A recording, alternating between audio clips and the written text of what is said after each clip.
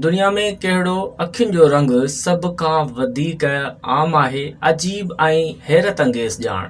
जी हा, पुराणे ज़माने में दुनिया जे हर माण्हूअ जो रंग ॻाढ़ो हूंदो हो, पर हाणे माण्हुनि जूं अखियूं मुख़्तलिफ़ कलरनि जूं थींदियूं आहिनि।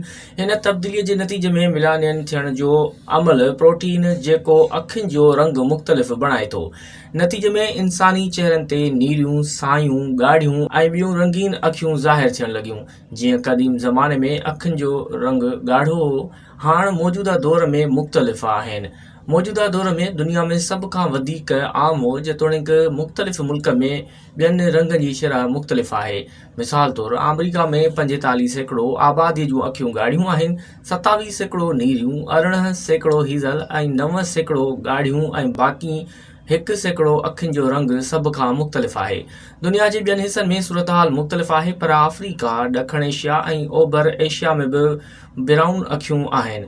उन सां गॾोगॾु डेनमार्क, बर्तानिया ऐं जर्मनी उहे मुल्क आहिनि जिते अखियूं मिक्स हूंदियूं आहिनि।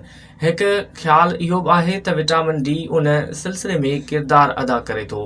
यूरोप में माण्हुनि जे जिस्म में विटामिन डी जी घटिताई ॿियनि इलाइक़नि जी भेट में वधीक आहे, जंहिं जे नतीजे में हल्की चमड़ी, वार ऐं अखियूं वधीक आम हूंदियूं आहिनि। इहो मालूम थियो आहे त ब्राउन अखियुनि सां लाॻापियल जीन्स दुनिया में दिलकश पोज़ीशन रखनि था।